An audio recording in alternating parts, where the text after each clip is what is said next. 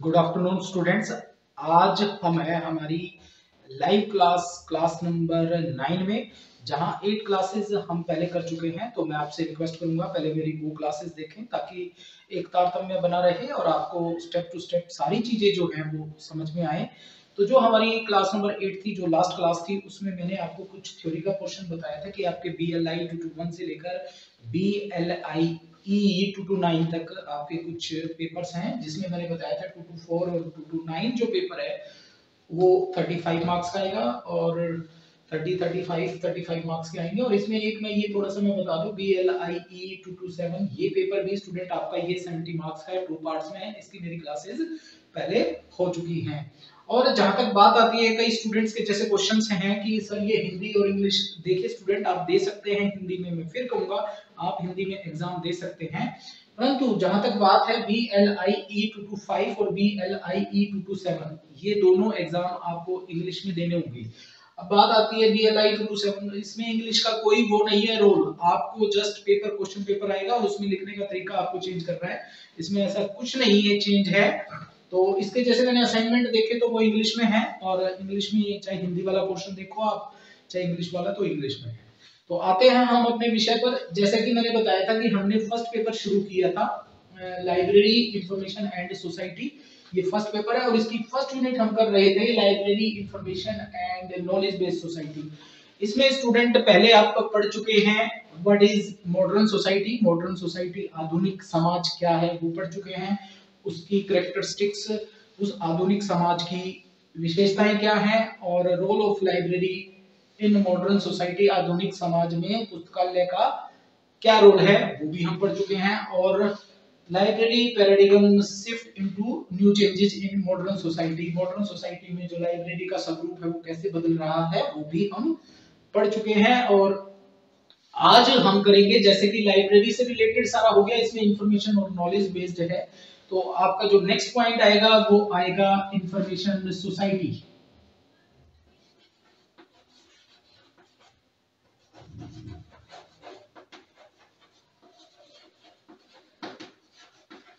कि भाई information society हम किसको बोलते हैं, मींस आपका आधुनिक समाज जो है वो क्या है। तो अब इसमें हम ये पढ़ेंगे कि आधुनिक समाज किसे बोलते हैं, इसकी उत्पत्ति कब हुई और किस किस प्रकार के चेंजेस आपको देखने को मिलेंगे, और इनके क्या रीजन हुए हैं इस सूचना समाज को आने के, और कौन कौन सी परसेप्शन है, किन परसेप्शंस में हम इंफॉर्मेशन सोसाइटी को पहचानेंगे और समझने की कोशिश करेंगे। तो सबसे पहले मैं बता दूं स्टूडेंट, जैसा कि यहाँ लिखा हुआ है इंफॉर्मेशन सोसाइटी, तो इंफॉर्मेशन सोसाइटी क्या होती है। देखिए स्टूडेंट, आप भी जानते हैं और मैं भी जानता हूं कि हम आज एक बदलाव के दौर से गुजर रहे हैं। आपने देखा होगा आपके लाइफ के विभिन्न क्षेत्रों में आप इंफॉर्मेशन टेक्नोलॉजी, कम्युनिकेशन टेक्नोलॉजी और विभिन्न प्रकार की नेटवर्क बेस्ड टेक्नोलॉजी का सामना कर रहे होंगे। आज आपके हाथ में मोबाइल है, आज आपके ऑफिस में आपके काम आसान हो रहे हैं इस इंफॉर्मेशन कम्युनिकेशन टेक्नोलॉजी से। परंतु क्वेश्चन ये आता है कि इस बदलाव के दौर में जिस बदलाव से हम लोग गुजर रहे हैं, जहां पर artificial intelligence, information communication technology के आने के बाद हमारे रहन सहन, व्यवहार और वाद विवाद, और ये कहें हमारे कम्युनिकेशन सिस्टम में जो चेंजेस आए हैं, इसको हम एक्चुअल में क्या टर्म दें, क्या नाम हम दें। इसे हम ग्लोबल विलेज कहें, इसे हम मॉडर्न सोसाइटी कहें, अलग अलग लोगों की जैसे अलग अलग सोच होती है।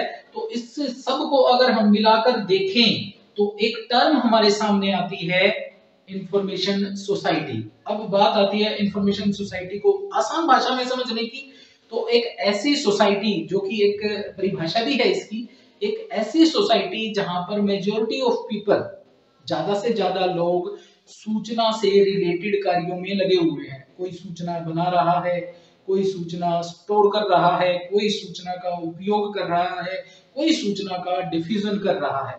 तो ऐसा समाज जहां पर सूचना से संबंधित जितने भी कार्य हैं समाज के लोगों द्वारा किए जाते हैं, उस समाज को हम सूचना समाज कहते हैं।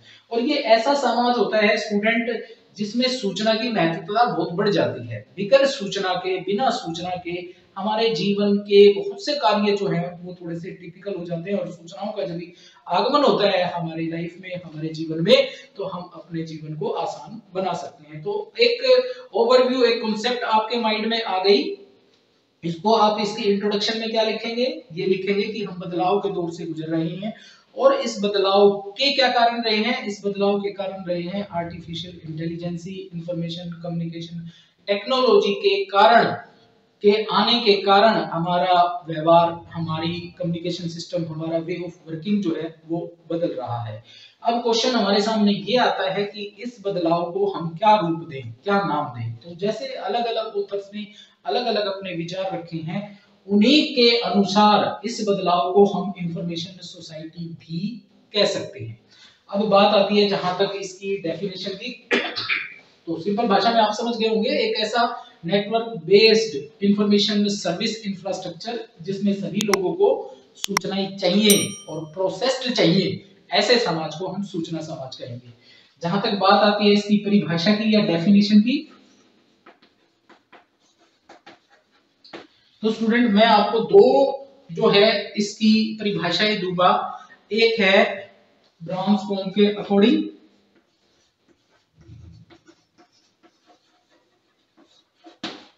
ये ब्राउन्स-कॉम्ब एक व्यक्ति रहे हैं, BRANSCOMB।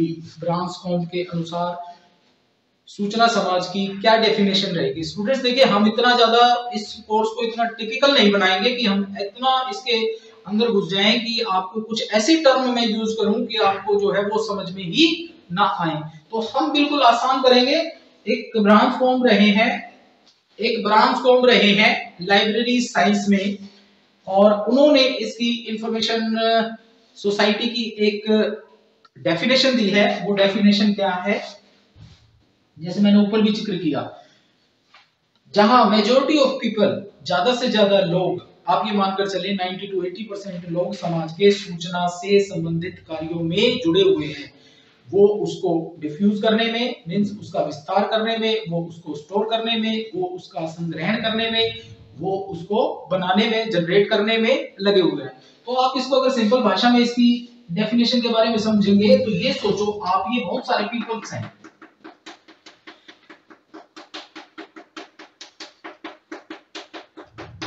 ये बहुत सारे पीपल्स हैं, बहुत सारे लोग हैं, और इनमें विभिन्न प्रकार के जो लोग, ये समाज का एक मैंने आईना आपके सामने रख दिया। इसको हम, इस सर्कल के अंदर जितने लोग हैं इसको हम समाज कहेंगे, और इसमें अलग अलग तरह के व्यक्ति रहते हैं और अपने समय अपने विषय के अनुसार काम करते हैं। तो इसके जो ये लोग हैं, कुछ लोग इंफॉर्मेशन जनरेट कर रहे हैं,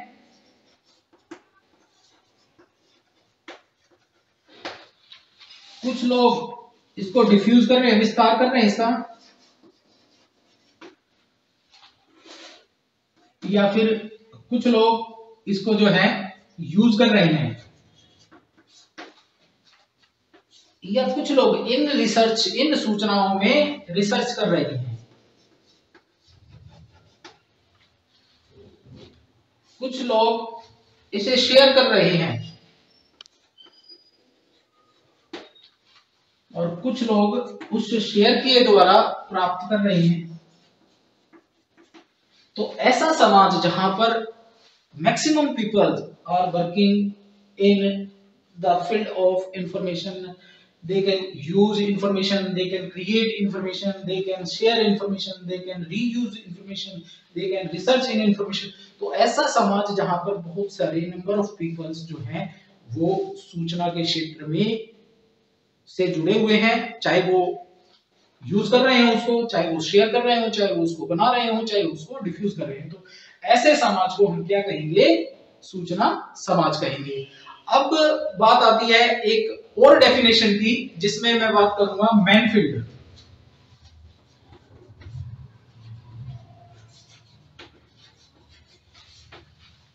मैनफील्ड या मैनफ्रेड, सॉरी मैनफ्रेड नाम है इनका, मैनफ्रेड, याद आ गया मुझे। मैनफ्रेड एक व्यक्ति रहे हैं, उन्होंने भी इस सूचना समाज की एक डेफिनेशन दी है। तो देखिए, इस डेफिनेशन को थोड़ा सा समझना होगा। जैसे इस डेफिनेशन को क्या कहा गया है, इस डेफिनेशन में कहा गया है ये एक समाज का ऐसा चरण है। देखिए, समाज कभी रुकता नहीं है स्टूडेंट्स। पहले हम किसी और समाज में रह रहे थे, जैसे इंडस्ट्रियल समाज था हमारा, जैसे जिसको हम बोलते हैं इंडस्ट्रियल सोसाइटी। उससे पहले एग्रीग्रेरियन, जिसको हम कृषि समाज कहते हैं, उस समाज में रहते थे। तब समाज से लेकर अब समाज तक बहुत सारे बदलाव हमारे बीच में आए हैं। तो उन्हीं बदलाव में से एक इंफॉर्मेशन सोसाइटी है।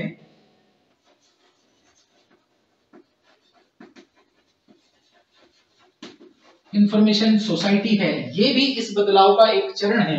तो ये एक ऐसा चरण है जो समाज के व्यक्तियों के मस्तिष्क को समुदाय से अंतरराष्ट्रीय क्षेत्र तक पहुंचाने का काम करते हैं। तो सिंपल भाषा में ये कहें कि भाई ये कौन सा चरण है? इंफॉर्मेशन सोसाइटी एक दौर है, एक चरण है, जिसके द्वारा जो लोकलाइज पीपल है, उन लोकलाइज पीपल को ऐसा बना दिया जाए वो इंटरनेशनल स्तर पर आने वाली चुनौतियों का सामना कर पाए। तो ये एक डेफिनेशन है। इसको थोड़ा सा और डिटेल में समझना है तो आप यही समझिए कि एक अनपढ़ और एक पढ़े लिखे में क्या अंतर है। जैसे हम अपने बच्चे को पढ़ाते हैं, लिखाते हैं, अच्छे इंस्टीट्यूट में एडमिशन दिलाते हैं, आईआईटी में एडमिशन कराते हैं, बढ़िया इंजीनियरिंग कॉलेज में कराते हैं, यूनिवर्सिटी में कराते हैं, उसके माइंड को, उसके दिमाग को इतना परिपक्व कर दिया जाता है कि वो अंतरराष्ट्रीय स्तर पर आने वाली चुनौतियों का सामना कर पाए। और इसका बेस्ट एग्जांपल है, हमारे यहाँ बहुत सारे ऐसे डॉक्टर्स हैं जो हमारे यहाँ पढ़ते हैं और हमारे यहाँ पढ़ के विदेशों में काम कर रहे हैं, कोई नासा में काम कर रहा है, कोई और अच्छे फील्ड में काम कर रहा है। तो क्या है ये इंफॉर्मेशन सोसाइटी? एक ऐसी सोसाइटी है जहां पर आईसीटी के द्वारा, कंप्यूटर के द्वारा और अन्य आईएसडीएन जैसे हम कहें इंटरनेशनल नेटवर्क वेब्स के द्वारा एक ऐसे समाज, एक ऐसे ग्लोबल विलेज की रचना कर दी जाती है जहां पर एजुकेशन इजीली अवेलेबल हो, जहां पर सूचनाएं आपके पास तुरंत अवेलेबल हो। तो ऐसे समाज को हम एक स्तर के रूप में मानते हैं जहां पर सामुदायिक स्तर पर मस्तिष्क को अंतरराष्ट्रीय स्तर तक पहुंचाने का काम करता है। तो ये दो डेफिनेशंस हैं। इसमें आई थिंक आप बस समझ गए होंगे कि मैं किस इंफॉर्मेशन सोसाइटी की बात कर रहा हूं। ऐसी सुसज्जित इंफॉर्मेशन सोसाइटी जहां पर हर प्रकार की सूचनाएं जो है वो टेलीकम्युनिकेशन द्वारा या टेलीकम्युनिकेशन बेस्ड इंफ्रास्ट्रक्चर ऐसा हमारे पास है जहां से हम सूचनाओं को आसानी से ग्रहण कर सकते हैं। तो आपने समझा what is information society, introduction and उसकी दो डेफिनेशंस मैंने दी हैं। अब स्टूडेंट ऐसे कुछ फैक्टर्स रहे हैं, या फिर मैं ऐसे कहूं कि ये जो कॉन्सेप्ट है इंफॉर्मेशन सोसाइटी की,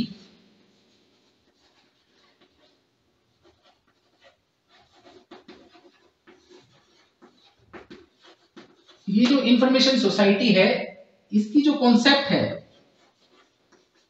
इसकी कॉन्सेप्ट का विकास कब हुआ? जैसे मैं बात करूं, जैसे evaluation of the concept of information society, ये इंफॉर्मेशन सोसाइटी आधुनिक समाज की अवधारणा का विकास कब हुआ, कब हमारे ये सामने आई, उसको हम देखते हैं। तो मैं बात करूं इसकी इवैल्यूएशन की,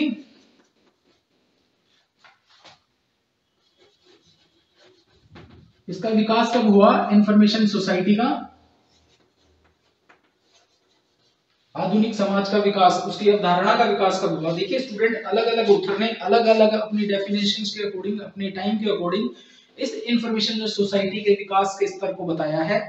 अगर बेसिकली देखा जाए तो इसका जो विकास हुआ ना, वो हुआ 1970 से, 1970 से स्टार्ट लगा लो आप, और ये हुआ 1980, पूरा 1980। तो आप ये कह सकते हैं कि इस कॉन्सेप्ट का, इंफॉर्मेशन सोसाइटी कॉन्सेप्ट का जो विकास हुआ 1970 पूरा और 1970 से लेकर 1980 पूरा, उसके बीच में ये जो टर्म है हमारे पास इंफॉर्मेशन सोसाइटी, ये हमारे सामने आई। अब देखिए स्टूडेंट, मैंने पहले भी बताया, मैं अभी बता देता हूँ, 3 सोसाइटी रही है हमारी। अगर हम अपने सिलेबस के अकॉर्डिंग देखें तो एक हो गई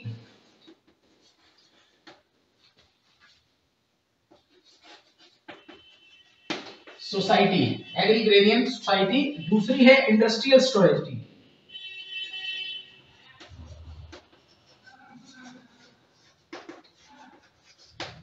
और अब हम किस में रह रहे हैं, इंफॉर्मेशन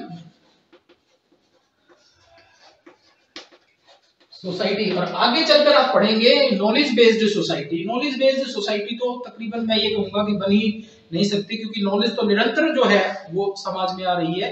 तो वो तो हम कह सकते हैं कि हम एक ऐसी एज में, जैसे आप यही लगाएं कि वो विकसित देश, जो विकसित हो चुके हैं वो एक तरह की आपकी नॉलेज बेस्ड सोसाइटी में रह रहे हैं, और हम जो विकास कर रहे हैं हम इंफॉर्मेशन सोसाइटी में रह रहे हैं, परंतु कुछ हद तक हम उस स्तर को पार कर चुके हैं जहां इंफॉर्मेशन सोसाइटी से निकलकर नॉलेज सोसाइटी की तरफ हम जा चुके हैं। कुछ स्तर ऐसे हैं जहां जहां पर बैठकर हम ये कह सकते हैं कि हम नॉलेज बेस्ड सोसाइटी में हैं। तो मैंने बताया कि 1970 से 1980 के बीच में जो है इंफॉर्मेशन सोसाइटी आई, और ये टर्म जो है, मान लीजिए इस इंफॉर्मेशन सोसाइटी टर्म की मैं बात करूं तो ये टर्म पहली बार यूज की गई 1990 के आसपास, कि भाई इंफॉर्मेशन ऐसे समाज को जब ये दौर गुजर चुका हमारा 1970 से लेकर 1980 का जो दौर गुजर चुका, और हम 90s में आ गए और हमने देख लिया कि कंप्यूटर भी यूज हो रहा है, यहाँ पर इंटरनेट भी यूज हो रहा है, वेब ब्राउजर भी यूज हो रहे हैं, और साइंस एंड टेक्नोलॉजी का जो है उद्भव हो रहा है हमारी इंडस्ट्री में, जो है हम आर्टिफिशियल इंटेलिजेंस, इंटरनेट और इन चीजों का और ज्ञान विज्ञान का उपयोग हम अपनी इंडस्ट्री में और हम अपने कार्यस्थल पर, हम अपनी एजुकेशन में, हर जगह हम जब देख चुके तो हमने एक नई टर्म को गढ़ा। वो नई टर्म थी इंफॉर्मेशन सोसाइटी। तो इसका स्तर शुरू होता है 1970 से 80 और 90 के बीच में, ये 20-30 साल।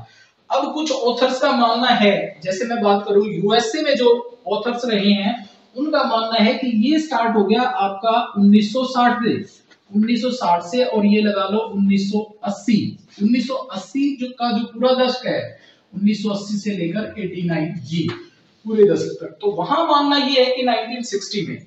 और जहां तक हम बात करें इंडस्ट्रियल सोसाइटी की, तो इंडस्ट्रियल सोसाइटी 1960 तक थी। अब इस इंफॉर्मेशन सोसाइटी को हमने कई जगह ये भी पढ़ा है कि इसको हम ये भी कह सकते हैं कि पोस्ट इंडस्ट्रियल सोसाइटी। जब इंडस्ट्रियल सोसाइटी खत्म होती है और हमारी इंफॉर्मेशन सोसाइटी आती है तो उसे हम पोस्ट इंडस्ट्रियल सोसाइटी भी कहते हैं। कई बार इसे हम ग्लोबल विलेज के नाम से भी जानते हैं, और कई जगह हम जो है well networked infrastructure based services provider society भी इसको हम बोल सकते हैं। तो इसके बहुतेरे नाम है, परंतु हमारी कॉन्सेप्ट है इंफॉर्मेशन सोसाइटी। तो मैंने क्या कहा कि आपकी 1970-1980 के बीच में ये टर्म आपके ये इंफॉर्मेशन सोसाइटी बननी शुरू हो गई, जहां कंप्यूटर का इवोल्यूशन हुआ, कंप्यूटर आया हमारे सामने और इंफॉर्मेशन कम्युनिकेशन टेक्नोलॉजी का उद्भव हुआ, और वेब ब्राउजर, ईमेल और इस तरह की चीजें हमारे सामने आई। अब जो इनके अंदर जो चेंजेस हैं वो अलग अलग ऑथर्स ने अलग अलग दिया है, और इस सूचना समाज को महत्व देने के लिए अलग अलग ऑथर्स ने अलग अलग चीजें कही। एक ग्रुप था स्टूडेंट, मैं ये कहूंगा कि ग्रुप ऑफ ऑथर्स और राइटर, जो स्कॉलर्स जो राइटर रहे हैं, ऑथर्स रहे हैं, उनका एक ग्रुप था, उसे हम बोलते हैं मसूदा।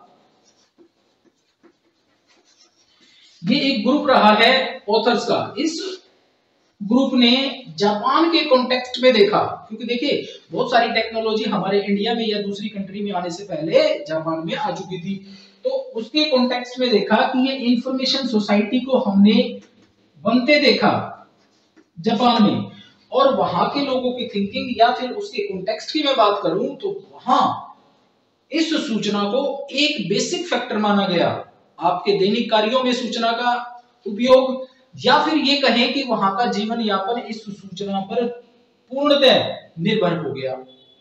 उस समाज में अगर सूचना है तो आगे बढ़ा जाएगा, अगर सूचना नहीं है तो आगे नहीं बढ़ा जाएगा। तो ऐसा इन ऑथर्स ने जापान के कॉन्टेक्स्ट में देखा, और ये एक जो है ड्राइविंग फोर्स बन गया लोगों के जीवन यापन करने की स्थिति में सुधार लाने के लिए।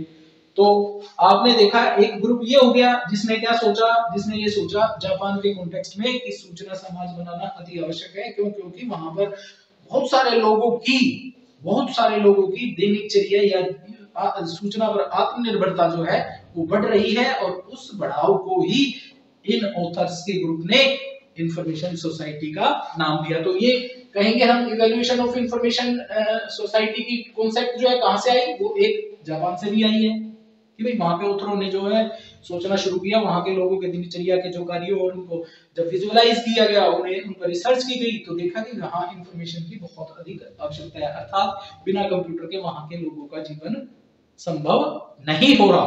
तो उस दौर को देखकर उन्होंने कहा कि ये कॉन्सेप्ट जो है इस तरीके से आई। अब एक ऑथर रहे हैं हमारे टॉम स्टेनर।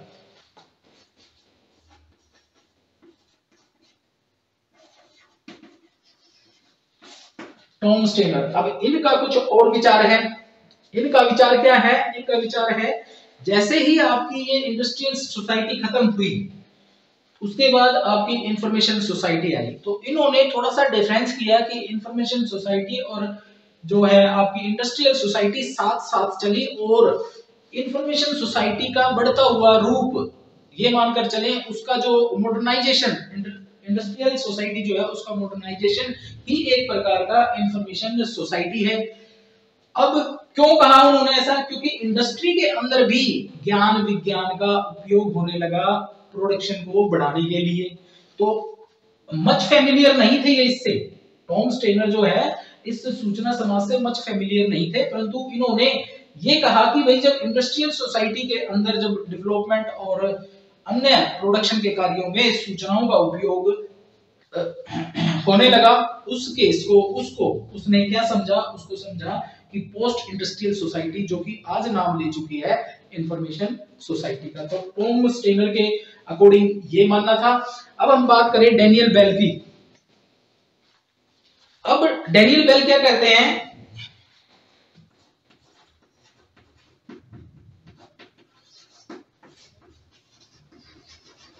डैनियल बेल इस इंफॉर्मेशन सोसाइटी के कॉन्सेप्ट का क्या उदाहरण देते हैं? वो ये कहते हैं कि जिस सोसाइटी में, जैसे हमारी इंडस्ट्रियल सोसाइटी थी, हमारी उस सोसाइटी के बाद जिस सोसाइटी में कंप्यूटर का उपयोग बढ़ गया उसे हम इंफॉर्मेशन सोसाइटी कहेंगे।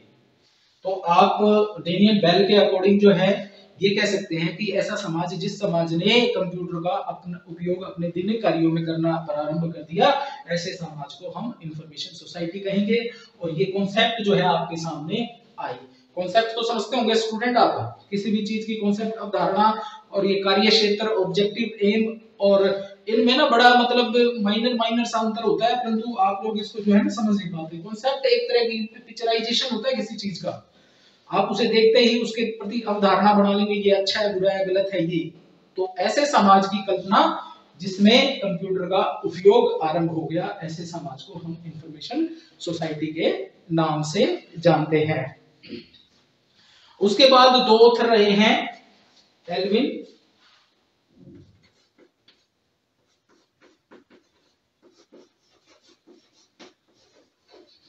एल्विन टॉफलर एंड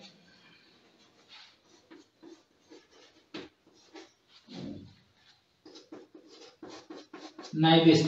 ये नाइबिस्ट की थोड़ा स्पेलिंग देख लेना एक बार, नाइबिस्ट रहे हैं।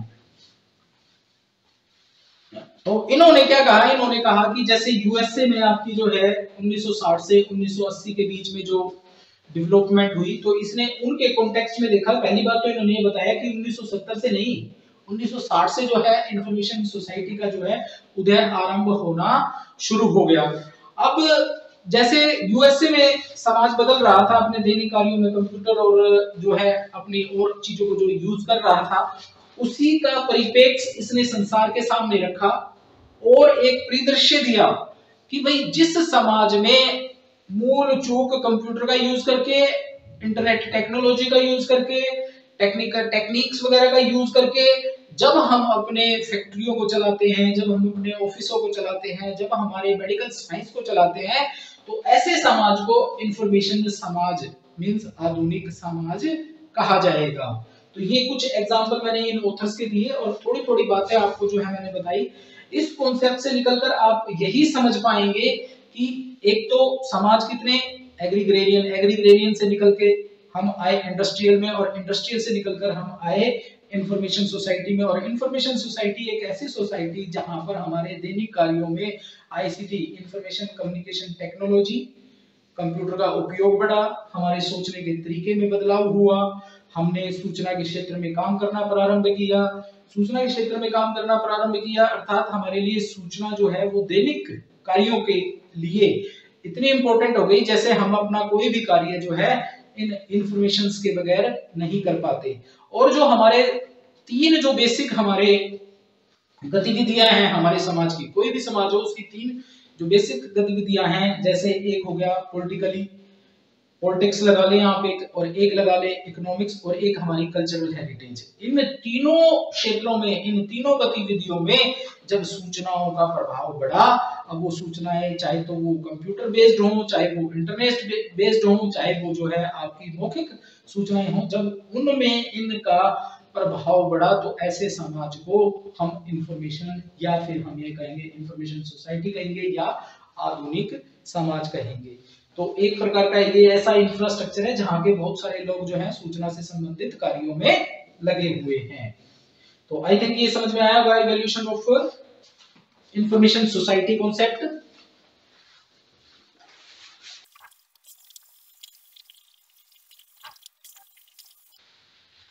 अब हम देखेंगे स्टूडेंट वो फैक्टर्स जिनके कारण इंफॉर्मेशन सोसाइटी हमारे सामने आई। अब उससे पहले हमने पढ़ा कि जो ये इंफॉर्मेशन सोसाइटी की जो कॉन्सेप्ट थी उसका विकास कैसे हुआ। अलग अलग ऑथर्स ने बताया कि भाई इतने टाइम से इतने टाइम पर, और अलग अलग ऑथर के अलग अलग अपने विचार रहे। परंतु बेसिकली अगर हम ब्रॉड लेवल पर देखें तो कौन कौन से ऐसे फैक्टर रहे हैं कि जिसके कारण इंफॉर्मेशन सोसाइटी हमारे सामने आई। हमें ऐसे इंफ्रास्ट्रक्चर का की जरूरत होने लगी कि हमें जो है सूचनाओं को जो है संभालना जरूरी कर दिया हमने। तो ऐसे क्या फैक्टर रहे जिसके कारण इंफॉर्मेशन सोसाइटी हमारे सामने आई। तो इसमें आप ये कह सकते हैं factor determining the arrival of information society. तो इसमें फर्स्ट था डाटा एक्सप्लोजन।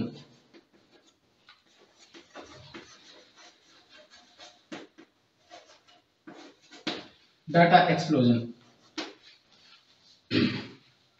आंकड़ों का विस्फोट, ठीक है। दूसरा हम कहेंगे बड़े पैमाने पर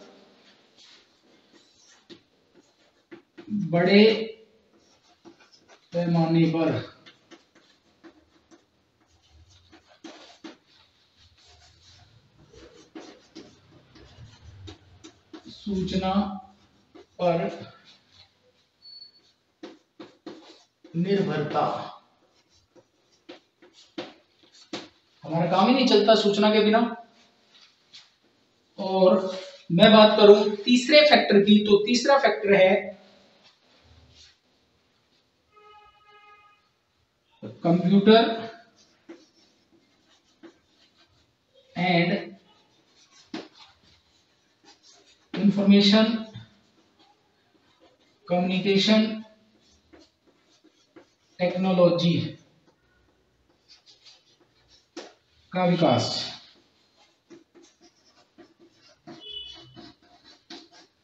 ये तीन फैक्टर हैं जिसके कारण ये इंफॉर्मेशन सोसाइटी बनाने की आवश्यकता हमें पड़ी या अपने आप बनी। क्योंकि हमें जो है समाज के साथ कदम से कदम मिलाकर चलना था, हमें दूसरी कंट्रियों के साथ कदम से कदम मिलाकर चलना था।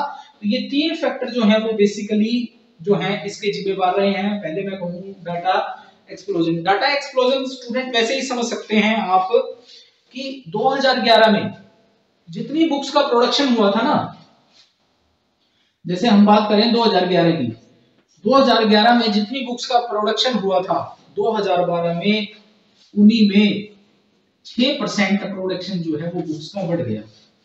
तो ये एग्जाम्पल देने का मेरा कोई वो नहीं है कि मैं आपको ये बताऊं कि कितनी किताबें बढ़ी है कितनी नहीं। आप इससे इस विचार को लगाएं कि कितनी सूचनाएं, कितना नई चीज हमारे सामने आई।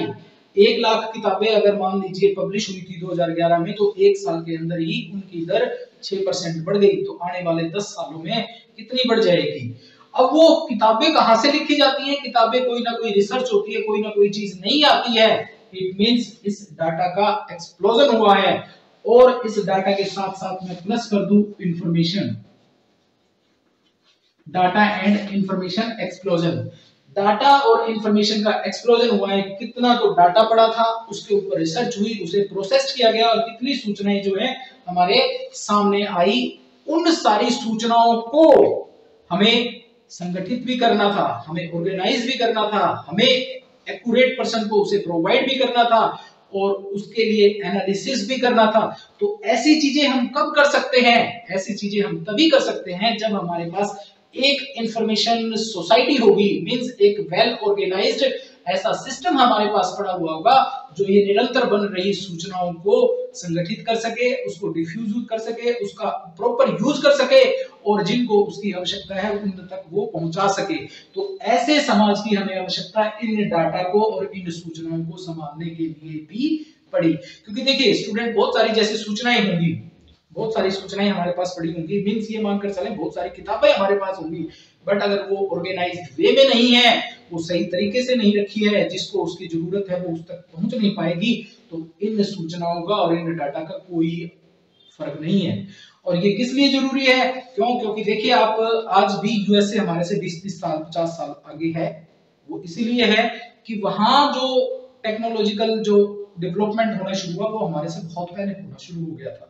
और उन्होंने ऐसे ऐसे इंस्टीट्यूशंस बनाए कि जो वो बन रही सूचनाएं या डाटा था उसको वेल ऑर्गेनाइज किया, ताकि वहां के व्यक्ति उसे पढ़ सके, उसे यूज कर सके और अपने माइंड को वैसे ही लोकल स्तर से इंटरनेशनल स्तर तक ले जा सके, ताकि और डेवलपमेंट की जा सके। तो ये एक बेसिक फैक्टर रहा है इंफॉर्मेशन एंड डाटा एक्सप्लोजन, कि भाई बहुत सारा डाटा हमारे पास पड़ा था, उसको प्रोसेस किया, इंफॉर्मेशन के रूप में बदला, और उस इंफॉर्मेशन को संभालने के लिए हमें एक ऐसे इंफ्रास्ट्रक्चर की जरूरत थी जिससे इस डाटा को, इस इंफॉर्मेशन को संभाला जा सके। और वो किस रूप में मिला हमें? वो हमें मिला इंफॉर्मेशन सोसाइटी के रूप में।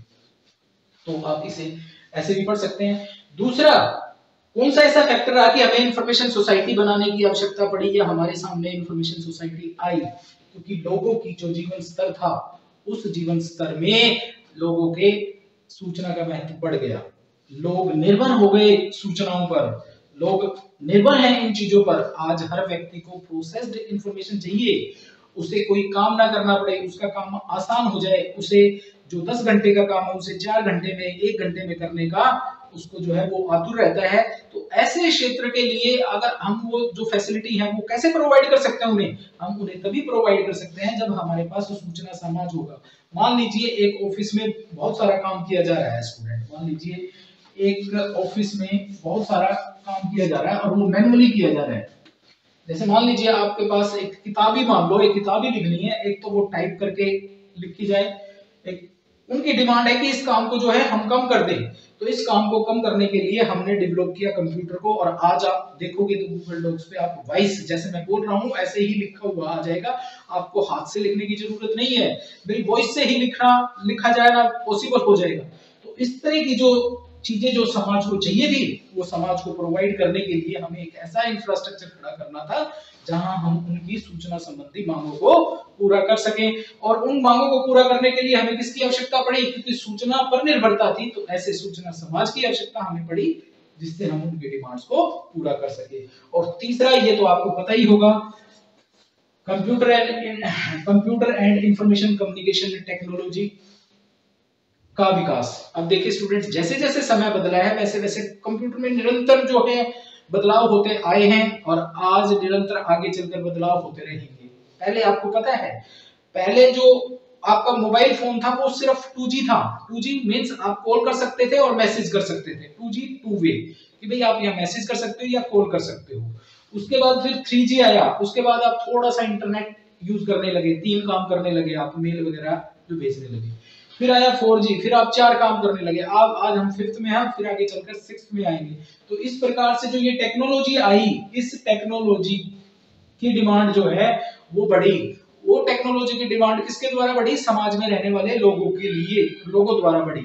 और समाज को उनकी आवश्यकता अनुसार चीजों को प्रोवाइड करना, ये किसी भी सरकार का या किसी भी पॉलिटिकल या किसी भी जो है नेशनल लेवल पर जो है वो उनका कर्तव्य बनता है। तो वैसा कर्तव्य अपना निभाने के लिए कैसे समाज की आवश्यकता पड़ी? ऐसे समाज की आवश्यकता पड़ी जहां पर उन व्यक्ति विशेष की कंप्यूटर और कम्युनिकेशन से रिलेटेड डिमांडों को पूरा किया जा सके। तो ये 3 फैक्टर बेसिकली स्टूडेंट ये रहे हैं जिनके द्वारा, जिनके आने के बाद अगर ये चीजें नहीं होती, अगर ये रिसर्च नहीं होती, ये डाटा नहीं होता, ये इंफॉर्मेशन नहीं होती, नई सीखने की सोच हमारी नहीं होती, तो आज भी हम एग्रीग्रेनियन टेक्नोलॉजी में रहते, आज भी हम बैलगाड़ी में चलते, आज ही हम एक स्थान से दूसरे स्थान पर पैदल जाते या साइकिल पे जाते।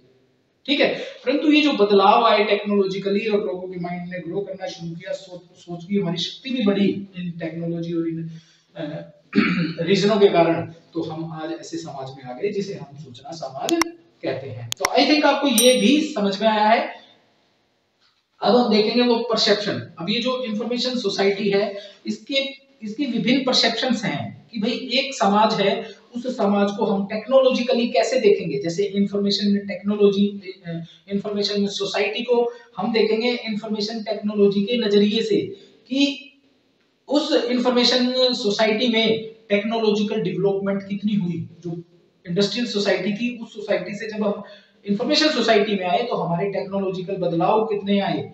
या फिर आप ये कहें कि इकोनॉमिकली देखेंगे उस समाज को हम कि इकोनॉमिकली हमने क्या पाया, कितने रोजगार बढ़े, कितना क्या हुआ, कैसे हमारे जो है रोजगार के तरीके बदल गए, वो क्या क्या चेंजेस हमारे आए इस इंफॉर्मेशन सोसाइटी में। हम कल्चरल परसेप्शन से देखेंगे इस इंफॉर्मेशन सोसाइटी को कि इस इंफॉर्मेशन सोसाइटी में हमारे कल्चर में क्या बदलाव आए, हमारा उड़ने बैठने का जो तरीका है उसमें क्या बदलाव आए।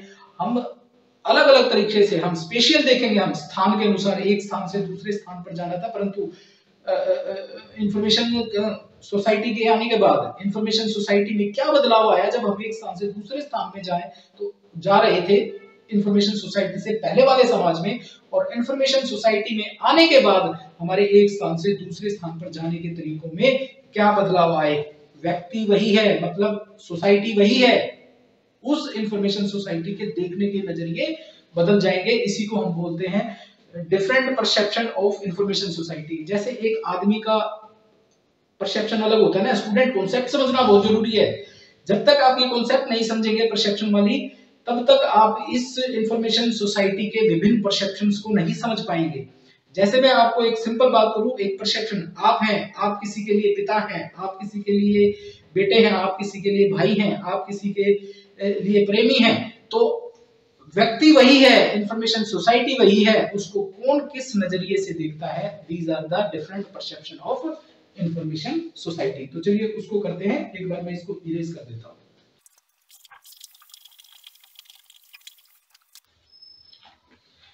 जैसा कि स्टूडेंट मैंने बताया था आपको different perception of information society क्या रहेगी, तो मैंने यहाँ 5 परसेप्शंस लिखी हैं। Technological perception, economic perception, occupational perception और स्पेशियल परसेप्शन और कल्चरल परसेप्शन। इसको थोड़ा सा हम डिस्क्रिप्ट में पढ़ेंगे, थोड़ा सा छोटा छोटा पढ़ेंगे हम, ताकि आपको ये कॉन्सेप्ट समझ में आए और उसके बाद आप अपने बुक में देखेंगे तो आपको अच्छे से समझ में आएगा।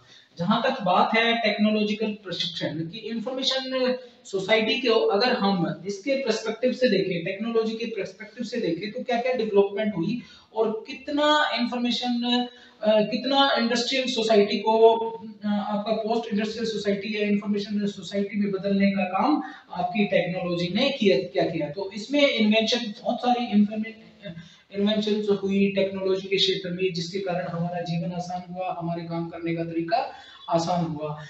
इसमें डिजिटल नेटवर्क जो थे वो एक की एलिमेंट हो गए इस समाज में। इंफॉर्मेशन सोसाइटी में आपका जो डिजिटल नेटवर्क था,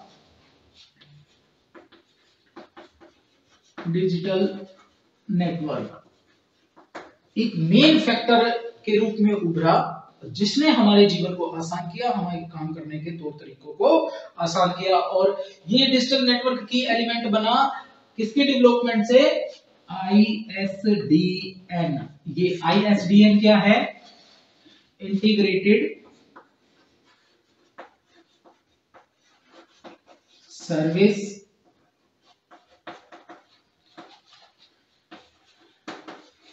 डिजिटल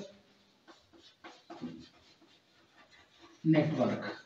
ये एक ऐसा नेटवर्क बना जो टेक्नोलॉजिकली, जिसने जो है विभिन्न देशों को एक साथ जोड़ दिया, एक ग्लोबल विलेज का नाम दे दिया, ताकि हम अपनी सूचनाओं को एक स्थान से दूसरे स्थान पर इन डिजिटल नेटवर्क के द्वारा आसानी से भेज सके। तो ये एक प्रकार का, ये भी मानकर चले आप, ये स्पेशियल परसेप्शन भी इसके कारण टूट गया। मतलब जो ज्योग्राफिकल बैरियर्स थे, जब हमें एक स्थान से दूसरे स्थान पहुंचना होता था, मींस एक सूचना को दूसरे स्थान पर भेजना होता था, तो हमारे जो है कुछ बैरियर्स होते थे बॉर्डर्स के रूप में। आज हम इंटरनेट के द्वारा जुड़कर एक स्थान से दूसरे स्थान पर सूचनाओं को आसानी से भेज सकते हैं और उन्हें हम प्राप्त कर सकते हैं। तो हम टेक्नोलॉजिकल परसेप्शन में देखें तो बहुत सारी डेवलपमेंट और टेक्नोलॉजिकल इन्वेंशंस हुई हैं, जिसने हमारे सोसाइटी को एक ग्लोबल विलेज बना दिया, एक नॉलेज बेस्ड सोसाइटी बना दिया और एक इंफॉर्मेशन बेस्ड सोसाइटी बना दिया। तो टेक्नोलॉजिकली परसेप्शन से अगर हम इस समाज को देखें तो आप देखेंगे टेक्नोलॉजिकली कितनी इन्वेंशंस इसमें हुई हैं। नेक्स्ट है हमारा एक परसेप्शन जैसे इकोनॉमिक परसेप्शन। इकोनॉमिक परसेप्शन जैसे ऐसी इस सोसाइटी ने हमारी इकोनॉमिक प्रोडक्शन में या फिर हम कहें हमारी इकोनॉमिक ग्रोथ में कितना हेल्प किया, कितनी ग्रोथ को बढ़ाया। तो देखिए स्टूडेंट, इस इकोनॉमिक परसेप्शन के अकॉर्डिंग अगर हम इंफॉर्मेशन सोसाइटी को देखते हैं तो बहुत सारे रास्ते ऐसे खुले हैं। जैसे दो सेक्टर में बताऊंगा आपको नए आए, एक है इंफॉर्मेशन सेक्टर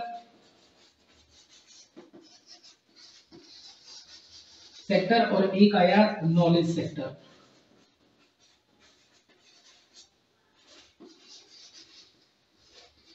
एक सर्वे के अनुसार देखा जाए तो ये जो सेक्टर पहले नहीं हुआ करते, इंफॉर्मेशन सोसाइटी से पहले नहीं हुआ करते, वो दो सेक्टर्स का डेवलपमेंट हुआ और इन दो सेक्टरों ने भी हमारे इकोनॉमिक्स को बढ़ाने में, हमारे जो इकोनॉमिक ग्रोथ जो है उसको बढ़ाने में बड़ी सहायता की है। क्योंकि ये दो नए सेक्टर आके अब देखिए हमारी एक जो है, और इंडिया तो माना जाता है आईटी के क्षेत्र में, इंडिया का जो सॉफ्टवेयर और जो आईटी इंडस्ट्री है वो बेस्ट है पूरे वर्ल्ड में। तो ये दो क्षेत्रों के निर्माण के कारण हम किसमें मदद मिली, इकोनॉमिक परसेप्शन में, इकोनॉमिक्स में बढ़त मिली। तो अगर हम इंफॉर्मेशन सोसाइटी को इकोनॉमिक परसेप्शन से देखें तो आप लिख सकते हैं कि ये दो सेक्टर नए आए और इन दो सेक्टर्स में बहुत सारी जॉब निकली, बहुत सारा प्रोडक्शन हुआ, बहुत सारी सूचनाएं बनी और उनका डिफ्यूजन, बहुत सारे सॉफ्टवेयर बने, जिसने क्या किसको सहारा दिया, जिसने सहारा दिया हमारी इकोनॉमिक ग्रोथ को। अगर हम ऑक्यूपेशन के नजरिए से देखें इस इंफॉर्मेशन सोसाइटी को, तो ऑक्यूपेशन के नजरिए से जैसे मैंने बताया ये दो सेक्टर आए। अगर एक आइडिया हम लगाएं स्टूडेंट, एक आइडिया अगर हम लगाएं तो हो सकता है कि उस आइडिया के अनुसार हमारी इंडस्ट्रियल जॉब जरूर कम हुई है इस इंफॉर्मेशन सोसाइटी के आने के बाद। क्यों? क्योंकि जो मैन्युफैक्चरिंग का जो काम था वो काफी आसान हो गया। अब काम को मशीनें करने लगी, अब काम को रोबोट करने लगे, अब काम को जो है हमारे कंप्यूटर्स करने लगे। तो हो सकता है मैन्युफैक्चरिंग के क्षेत्र में जॉब्स का स्तर कुछ घटा होगा, परंतु जहां तक बात है इंडस्ट्री इंफॉर्मेशन सेक्टर की और जहां तक बात है नॉलेज सेक्टर की, यहाँ पर बहुत सारी जॉब्स और ऑक्यूपेशंस के तरीके, ऑक्यूपेशंस के जो जॉब्स वैकेंसीज जो है वो उनका स्तर बढ़ा है। तो ऑक्यूपेशन के क्षेत्र में अगर हम इंफॉर्मेशन टेक्नोलॉजी इंफॉर्मेशन सोसाइटी की बात करें तो इसमें हमारे काम करने के तरीके में बहुत बदलाव आए, जॉब का नेचर बदल गया हमारा और नई जॉब जो है वो आई। किसमें आई वो जैसे एजुकेशन में, मीडिया में, आर्ट में, आईटी में, इंजीनियरिंग में, इनमें ये कुछ नए विषय हमारे सामने आए इस इंफॉर्मेशन सोसाइटी के दौर में, जिनमें बहुतेरी जॉब्स का जो है भागीदारी जो है वो बड़ी जॉब्स की, बहुत सारी जॉब्स जो वो आई और उन्होंने एक अनुमान के अनुसार देखा जाए तो 46% जीएनपी ग्रोस नेशनल प्रोडक्ट्स में 46% वृद्धि की है यूएसए में इस इंफॉर्मेशन सोसाइटी के दौर में और इस जॉब के द्वारा जो इकोनॉमिक जो बढ़ी है, जो नया क्षेत्र जो आया है। और देखा जाए यूएसए में तो 1960 से पहले जो लेबर क्लास हुआ करती वो अब लेबर क्लास कन्वर्ट हो गई है इस इंफॉर्मेशन सोसाइटी और इंफॉर्मेशन सेक्टर और नॉलेज सेक्टर की जॉब्स में। जो पहले मजदूरी और लेबर का काम किया करते, आज उसी तरह के स्तर के लोगों को अगर देखें तो वो काम कर रहे हैं इंफॉर्मेशन और नॉलेज सेक्टर में। तो ये बेसिकली बदलाव हुए। जहां तक बात है हमारे कल्चरल परसेप्शन की, इंफॉर्मेशन सोसाइटी में, सूचना समाज में हमारा जो कल्चर में जो है वो क्या चेंजेस आए या कल्चर का तरीका हमारा जो है वो क्या बदल गया। जैसे स्टूडेंट्स आप भी देख रहे होंगे आज आपके हेयर स्टाइल भी बदल गए हैं, आज हमारे कपड़े का पहनावा भी बदल गया है। पहले हम धोती कुर्ता पहना करते, आज गांव में भी कोई धोती कुर्ता नहीं पहनता। तो इस तरह के जो चेंजेस है हमारे व्यवहार में, ये सब कैसे आया? टीवी, हमारे जो सामने मोबाइल फोन का आविष्कार हुआ, फ्रिज जो हम डेली के काम जो करते थे, और जो हमारे रेडियो टेलीविजन और जितना भी टेक्नोलॉजिकली जो चीजें हमारे सामने आई, इंटरनेट का उद्भव हुआ, ये सारा आया। तो इसने, इस इंफॉर्मेशन सोसाइटी ने हमारे कल्चर पर भी प्रभाव डाला है। आज हमारा सोचने का तरीका बदल गया है। आज हम जो खेतों में पहले जो हल चला के काम करते थे, आज हम उन कामों को भी अपने इस इंफॉर्मेशन टेक्नोलॉजी का यूज करके कर रहे हैं। हम हरियाणा में बेशक ना करें, अपने यहाँ बेशक ना करें, अगर हम बहुत सारे देशों का अगर हम एग्जांपल लें तो वहां पर रोबोट काम करते हैं, वहां ऑटोमेटिक अलग अलग खेती में हमारी में जो है बहुत सारे आविष्कार हो चुके हैं। बहुत सारी मुझे नाम तो नहीं पता, पर एक जो वो पॉली लगा के भी खेती होती है, वो भी, ये सारे चेंजेस जो हैं हमारे कल्चर में कैसे आए हैं, ये आए हैं इस इंफॉर्मेशन सोसाइटी में। और इस इंफॉर्मेशन सोसाइटी में, ये इंफॉर्मेशन सोसाइटी के आने के क्या कारण रहे, ये भी मैंने बता दिया आपको। और इस समाज को हम किस तरह से देखते हैं, एक ऐसे वेल नेटवर्क समाज की तरह देखते हैं जहां पर सभी सूचनाएं हमें तुरंत अवेलेबल हो जाती हैं, जहां मोस्टली लोग जो है सूचना के क्षेत्रों में काम कर रहे हैं। तो आपको आई थिंक स्टूडेंट ये इंफॉर्मेशन सोसाइटी भी समझ में आई होगी। आज इंफॉर्मेशन सोसाइटी का मैंने पूरा करा दिया। पहले हमने पढ़ा था मॉडर्न सोसाइटी, उसकी विशेषताएं, role of library and paradigm change into modern society, ये पढ़ा था, लाइब्रेरी का पढ़ा था। आज हमने इंफॉर्मेशन का पढ़ लिया। जो मेरी अगली क्लास होगी स्टूडेंट, उस अगली क्लास में नॉलेज बेस्ड सोसाइटी को हम पढ़ेंगे और नॉलेज बेस्ड सोसाइटी को हम समझेंगे, वो क्या होती है, उसकी विशेषताएं देखेंगे, उसकी डेफिनेशंस देखेंगे। तो इस वीडियो में इतना ही। और दूसरी एक बात, कुछ स्टूडेंट्स के मेरे पास ना डेली मैसेजेस आते हैं। एक तो स्टूडेंट मेरे से ये पूछ रहे हैं कि जो हमारी ट्रेनिंग रिपोर्ट बनेगी वो हम हिंदी में बना सकते हैं। यस, आप बना सकते हो हिंदी में। दूसरी एक बात, हैंड रिटन बना सकते हैं, अल्टरनेटिव रिपोर्ट या वो हैंड रिटन बना सकते हो स्टूडेंट, परंतु एक चीज का ध्यान रखना, राइटिंग बहुत सुंदर लिखनी पड़ेगी आपको। अगर राइटिंग थोड़ी सी खराब होगी, आपकी राइटिंग अच्छी नहीं होगी, तो वो रिजेक्ट वैसे ही हो जाएगी देख के। क्योंकि भाई देखो, मैं कुछ पढ़ूंगा, मान लो मैं कुछ पढ़ूंगा और मुझे कुछ समझ में आएगा, अब ये नहीं है आपके उस समझने के लिए जैसे असाइनमेंट्स चेक करते हैं, असाइनमेंट्स में कोई क्वेश्चन लिखा नहीं लिखा, चल भाई कोई बात नहीं, चल रहा है, पास कर दो इसमें ना। अल्टरनेटिव रिपोर्ट में और इंटर्नशिप रिपोर्ट में ऐसा नहीं चलेगा। हाँ, आप हिंदी मीडियम का यूज कर सकते हैं। कितनी बार मैं कह चुका हूं कि आप हिंदी में पेपर लिख सकते हैं, फिर भी स्टूडेंट्स के मेरे पास मैसेज आते हैं कि सर हिंदी में कर सकते हैं। अरे भाई, ये देखो कि असाइनमेंट हिंदी में दे रखे, असाइनमेंट ही नहीं देते वो हिंदी में। अगर हिंदी में पेपर नहीं होते आपके, तो हिंदी में असाइनमेंट ही नहीं, असाइनमेंट की जो बुकलेट आई हुई है वो हिंदी में नहीं आती, वो हिंदी में आई हुई है। तो आप इस चीज का ध्यान रखें। और मुझे अच्छा लगता है आप मेरे से क्वेश्चंस करो, मैं उनके आंसर्स दूं, और आपको, मुझे बड़ा मतलब थोड़ा सुकून मिलता है कि आप लोगों की कॉल आती है और आपकी मैं किसी न किसी प्रकार से हेल्प कर पाता हूं। क्योंकि देखिए, जब हमें जरूरत होती है और हम किसी को कॉल करते हैं, किसी से मिलना चाहते हैं, वो टाइम पर मिल जाए और हमारी कॉल उठा ले और हमसे बात कर ले, वो भी एक सुकून है, वो भी एक प्रकार का सुकून है। और आपको तो मैं सभी प्रकार की जो आपकी क्वेरीज होती हैं उनके आंसर्स देता हूँ। हो सकता है कई बार स्टूडेंट, हो सकता है कई बार मेरा फोन स्विच ऑफ हो, तो टेंशन ना ले, फोन स्विच होता है थोड़े टाइम के लिए, या तो मैं पढ़ रहा होता हूँ, या मैं कोई अपनी वीडियो पे काम कर रहा होता हूँ, या मैं कोई स्पेशल काम कर रहा होता हूँ, तो मैं स्विच ऑफ कर देता हूँ फोन को, और बेसिकली जब ही करता हूँ जब मैं पढ़ रहा होता हूँ। तो आप जो है थोड़ा सा पेशेंस रखें, मुझे मैसेज करें व्हाट्सएप पे, और व्हाट्सएप पे मैसेज का जवाब आपको जरूर मिलेगा। तकरीबन मैं दे ही देता हूँ, जहां तक मुझे पता है मैं सभी के आंसर्स जो देता हूँ टाइम निकालकर, ऐसा नहीं है कि मैं आंसर ना दूं। और आप मुझसे आपकी कोई भी क्वेरी हो, पर प्लीज थोड़ा सा ये ध्यान रखें कि जो क्वेरी आपकी हो ना, जैसे आपने मेरी वीडियोस देख रखी हो और जब कुछ समझ में ना आए, आप एक बार मेरी वीडियोस देखो, आपकी आधे से ज्यादा क्वेरीज तो वहीं दूर हो जाएंगी। फिर भी कोई क्वेरी हो तो आप मुझे मैसेज करो, व्हाट्सएप करो, सारी चीजें अवेलेबल है, यूट्यूब पे भी मैसेज कर सकते हो। तो स्टूडेंट्स, आज की वीडियो में इतना ही। आपसे बस वही एक लास्ट रिक्वेस्ट है, अगर ये वीडियो अच्छी लगी हो तो इस वीडियो को लाइक करो, मेरे चैनल को सब्सक्राइब करो और ज्यादा से ज्यादा शेयर करो, ताकि इनका फायदा सभी उठा सकें। आपका बहुत बहुत धन्यवाद।